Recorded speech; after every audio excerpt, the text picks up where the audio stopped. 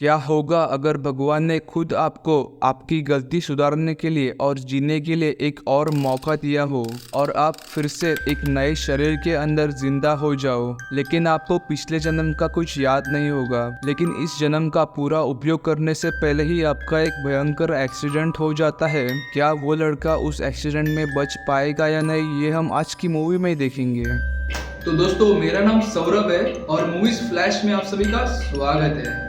Movie की शुरुआत में हम एक लड़के को हॉस्पिटल के अंदर देख पाते हैं। उसे पता नहीं था कि वो हॉस्पिटल के अंदर कैसे आया और वो बहुत ही ज्यादा कंफ्यूज था। उसके बाद वो हॉस्पिटल के रूम से बाहर निकलता है और एक नर्स को देखता है। वो नर्स उसे देखकर बहुत ज्यादा घबरा जाती है और चिल्लाने लगती है। उसके बाद वो एक ऑपरेशन थिएटर में जाता है। वहाँ पे वो एक औरत को देखता है जिसका नाम रूबी है। रूबी को उस लड़की की चिंता हो रही थी और रूबी को देखते हुए वो लड़का फिर से बेहोश हो जाता है। जब वो वापस जागता है तब हॉस्पिटल में कोई नहीं था, लेकिन तभी वहाँ पे एक डॉक्टर आ जाता है जो कुछ अजीब दिख रहा था। उसके बाद एक के बाद एक उसे अजीबोगरीब लोग दिखते हैं। वो उन लोगों को देखकर बहुत ज्यादा घबरा जाता है और सोच में पड़ जाता है कि वो कहाँ पे है। उसके बाद वो लिफ्ट के अंदर जाता है और ऊपर वाले मंजिल पे जाने लगता है।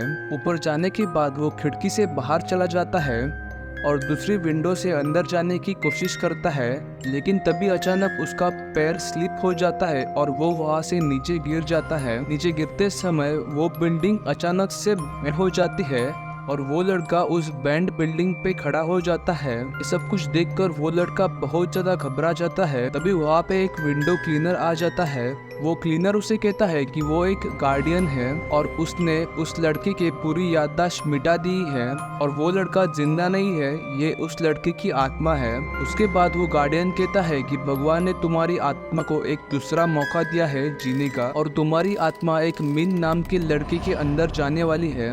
उसके बाद वो गार्डियन बिल्डिंग को पहले जैसा कर देता है। उसके बाद मिन खिड़की की मदद से अंदर जाता है और फिर से अपने बेड पर लेटकर आराम करने लगता है। तभी वहाँ पे एक नर्स आ जाती है जो मिन को एक इंजेक्शन देने वाली थी, लेकिन तभी मीन जाग जाता है और उसे रोकता है। लेकिन हमें पता चल जाता है कि वो नर्स एक गार्डियन है और वो गार्डियन मीन को कहता है कि तुम्हारे पास सिर्फ जीने के लिए 100 दिन है और उन 100 दिनों में तुम्हें पता लगाना है कि मीन आखिरकार मरा कैसे, और अगर तुमने ये पता नहीं लगाया तो मैं तुम्हें हमेशा के लिए मार दूंगा। इतना कहने के बाद वो गार्डियन मीन को एक सैंड वॉच देता है जिसमें 100 दिन का टाइमर लगाया हुआ था। उसकी अगली सुबह डॉक्टर मीन का चेकअप करते हैं। चेकअप करने के बाद डॉक्टर को पता चल जाता है कि मीन अब रिकवर हो चुका है, इसलिए डॉक्टर मीन को घर जाने की परमिशन दे देते हैं।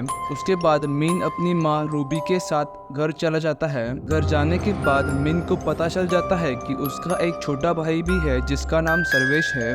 मीन को पता चल जाता है कि सर्वेश मीन से ज्यादा बातें नहीं करता और वो मीन पर गुस्सा है। उसके बाद मीन अपने पिता से मिलता है जो पहले कॉलेज में एक प्रोफेसर थे, लेकिन अब उन्होंने वो जॉब छोड़ दी थी और वो अब एक मार्केटिंग एजेंसी संभाल रहे थे। उसके बाद रूबी मीन को अपना रूम दिखाती है। उस रात सब लोग सो जाने के बाद मीन अपने घर से बाहर निकलता है और पूरा घर देखता है। वो मीन की पुरानी फोटो देखता है ताकि उसको पता चल जाए कि मीन कैसे प्रकार का लड़का है। सब कुछ देखने के बाद वो फिर से अपने रूम की तरफ जाता है। रूम अंदर से लॉक था, इसीलिए वो दरवाजा नॉक करने लगता है। थोड़ी देर बाद उसका भाई सर्वेश दरवाजा ओपन करता है। सर्वेश गुस्से से मीन को रूम के अंदर जाने के लिए कहता है। अगली सुबह मीन गैलरी की मदद से अपने असली रूम में जाने की कोशिश करता है। थोड़ी देर की कोशिशों के बाद वो फाइनली अपने असली रूम के अंदर जाता है। देखता है कि उसकी रूम पूरी तरह से खाली थी और उसके अंदर उसका एक सी फोटो लगाया हुआ था। इस पे उसकी बर्थ डेट और मरने की डेट लिखी हुई थी। ये देखकर वो बहुत ज्यादा शॉक हो जाता है। थोड़ी देर बाद उसकी माँ उसके रूम में आ जाती है और उसे गुस्से से पूछती है कि तुम क्या करने वाले थे। मीन कहता है कि मेरे रूम में रखी हुई सारी चीजें कहाँ पे गई। फिर मीन की माँ उसे कहती है कि उसने वो सारी चीजें डस्टबिन में डाल दी है। इतना कहने के बाद वो रोने लगती है और मीन को अपने गले लगाती है और कहती है कि तुमने ये इतना बड़ा डिसीजन ऐसे ही कैसे ले लिया। उसके बाद सीन ब्लैकआउट हो जाता है और उसके अगले दिन का हमें सीन दिखाया जाता है जहाँ पे मीन अपने स्कूल को जाने के लिए रेडी हो रहा था। रेडी हो जाने के बाद मीन की मॉम रूबी उसको स्कूल ड्रॉप करने के लिए जाती है। स्कूल जाने के बाद मीन को पता चल जाता है कि उसके बहुत ज्यादा कम दोस्त है।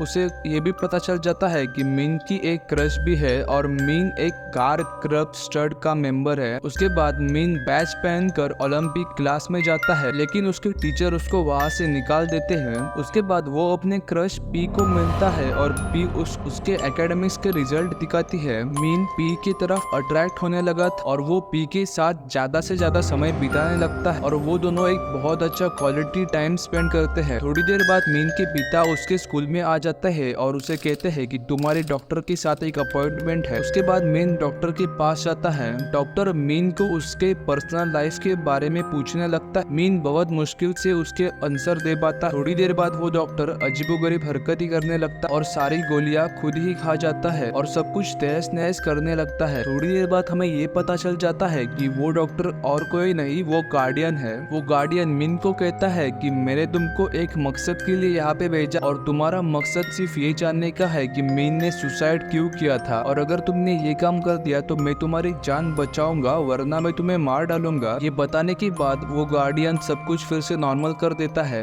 उसके बाद मीन पी से मिलने के लिए जाता है, लेकिन पी बहुत ज्यादा अपसेट थी। मीन को पता चल जाता है कि पी अपसेट है क्योंकि उसे क्वेश्चन सॉल्व करने में दिक्कत हो रही थी। पी को खुश करने के लिए मीन उसको बाहर घुमाने के लिए लेकर जाता है। उस रात वो दोनों बहुत ज्यादा एंजॉय करते हैं। वो दोनों अलग अलग गेम खेलते हैं, प्रेयर करते हैं और आखिर में बहुत अच्छा फायरवर्क देखते हैं। उसके बाद मीन घर आ जाता है।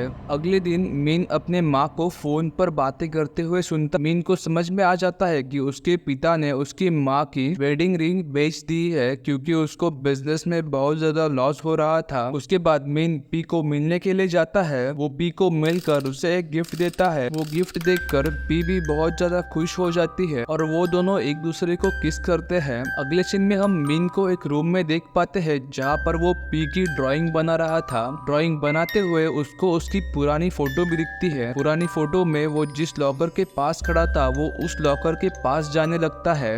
जब मीन लॉकर खोलता है तो वो देखता है कि वो लॉकर खाली था। अभी मीन की माँ वहाँ पे आ जाती है और वो कहती है कि तुम्हारा लैपटॉप तुम्हारे छोटे भाई के पास है। ये सुनने के बाद मीन उसके भाई के रूम में जाता है और लैपटॉप ढूंढने लगता है। लैपटॉप ढूंढते हुए उसको उसका फैमिली फोटो दिखता है। वो देखता है कि उसके फैमिली फोटो में उसके भाई ने उसका चेहरा मिटा दिया था। उसके बाद वो देखता है कि उसके भाई के ड्रॉवर उसके पेपर थे जहाँ पर उसने लिखा था कि वो बाहर जाने वाला है पढ़ने के लिए और उसका पासपोर्ट भी था। उसके बाद वो उसके भाई का लैपटॉप ओपन करता है और चेक करने लगता है। मीन अपने भाई के लैपटॉप में उसके भाई के और उसके भाई की गर्लफ्रेंड के चैट देखने लगता है। चैट देखने से उसे पता चल जाता है कि उसका भाई बाहर पढ़ने के लिए जाने वाला था, लेकिन उसके सुसाइड करने की वजह से उसका भाई बाहर पढ़ने के लिए नहीं जा पाता। उसके बाद वो अपने भाई का दूसरा लैपटॉप ओपन करता है और उसमें मीन की सुसाइड नोट लिखी हुई थी। मीन जल्दी से उसकी सुसाइड नोट पढ़ने के लिए जाता है,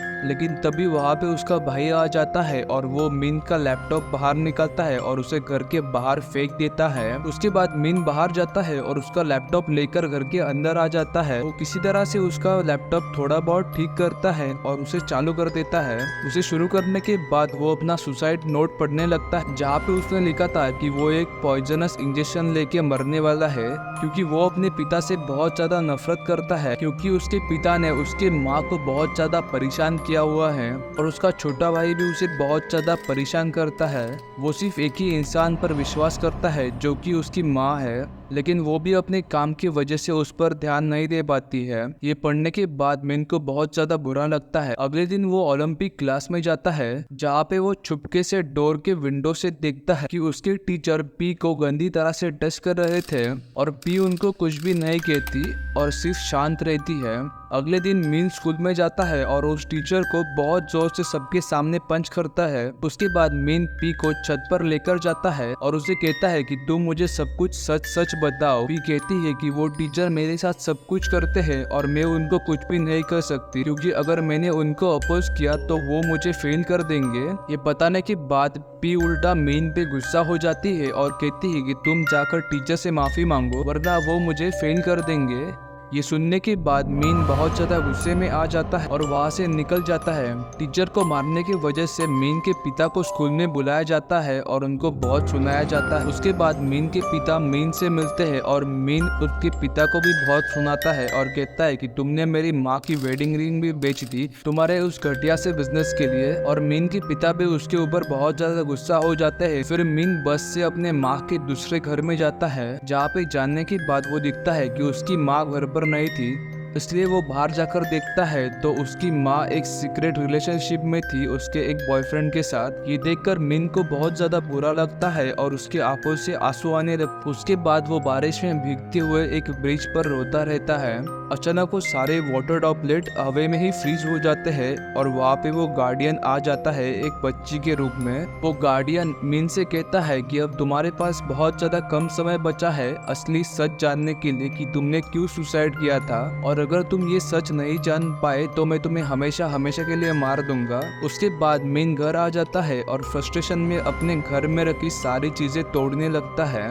उस शाम मिन और उसके पिता उसकी माँ को पिकअप करने के बाद एक रेस्टोरेंट में खाना खाने के लिए जाते हैं। मिन के पिता उसके माँ को उनकी वेडिंग रिंग वापस देते हैं, लेकिन मिन की माँ वो वेडिंग रिंग एक्सेप्ट नहीं करती और कहती है कि मेरा एक अफेयर चल रहा है। ये सुनने के बाद मिन के पिता बहुत ज्यादा गुस्सा हो जाते हैं और वहाँ से निकल जाते हैं। उसके बाद मीन अपनी माँ के साथ कार में बैठ जाता है। घर जाते समय मीन की माँ उसे माफी मांगती है और कहती है कि मेरी ही गलती है कि मैंने तुम्हारे ऊपर ज्यादा ध्यान नहीं दिया और मैं किसी और के साथ भी अफेयर में थी। मीन की मॉम उसे कहती है कि वो आज से अपने फैमिली को टॉप प्रायोरिटी पे रखेगी और उनके ऊपर ही ध्यान देगी, लेकिन मीन अपनी मॉम के ऊपर सिर्फ गुस्से से देख रहा था और बिल्कुल शांत था। थोड़ी देर बाद मीन का गुस्सा उससे कंट्रोल से बाहर हो जाता है और वो अपनी मॉम के ऊपर बहुत चिल्लाता है। इसी वजह से उसके मॉम का ड्राइविंग पे से ध्यान निकल जाता है और उनका बहुत बड़ा एक्सीडेंट हो जाता है। उस एक्सीडेंट में मीन को तो बहुत माइनर चोट लगी थी, लेकिन उसकी माँ को बहुत ज्यादा चोट लगी थी। उसके बाद मीन अपने घर आ जाता है, जहाँ पे वो फ्रिज में देखता है कि उसके माँ ने उसके लिए खाना रखा था।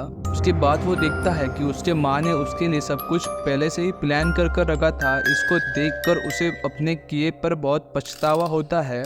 मीन को समझ में आ जाता है कि उसकी माँ उससे बहुत ज़्यादा प्यार करती है और वो सभी चीज़ों को अच्छी नज़रिए से देखने लगता है। वो अपना ड्राइंग कंप्लीट करता है और वापस सो जाता है। अगले सीन में हम देख पाते हैं कि मैन स्कूल में था और पी वहाँ पे स्पीच देने वाली थी, लेकिन पी मैन को देखकर बहुत ज़्यादा गिल्टी फील करती है और वहाँ से निकल जाती है। वो क्लास में जाकर बहुत रोती है, लेकिन तभी मैन वहाँ पे आ जाता है। मैन पी को शांत करता है और उसे गले लगाता है और दोनों एक दूसरे के बाहों में रोने लगते हैं। उसके बाद पी अपने प्रिंसिपल के पास जाती है और उस टीचर के बारे में कंप्लेंट देती है। मीन को समझ में आ जाता है कि अब उसके पास बहुत कम समय था, इसलिए वो पी के डेस्क के ऊपर अपना ड्राइंग रख के वहाँ से निकल जाता है। पी जब वो ड्राइंग दिखती है तो उसे बहुत अच्छा लगता है और वो बहुत खुश हो जाती है। अब मीन के पास सिर्फ लास्ट के 24 आवर्स ही बचे हुए थे, इसलिए वो अपने भाई के पास जाता है और उससे माफी मांगता है और उसके साथ सारी मिसअंडरस्टैंडिंग क्लियर करता है। थोड़ी देर बाद मीन को चक्कर आने लगते हैं और वो नीचे गिर जाता है। नीचे गिरने के बाद वो अपने सबकॉन्शियस माइंड में चला जाता है और अपने गार्डियन से मिलता है। वो गार्डियन को कहता है, मुझे समझ में आ गया कि असली खुशी सिर्फ अपनों में ही होती है। गार्डियन कहता है कि अब तुम्हारा जवाब सही है और तुम अब जी सकते हो। इसके बाद मीन अपनी लाइफ पूरी तरह से खुशी से जीने लगता है और फुल एंजॉय करता है।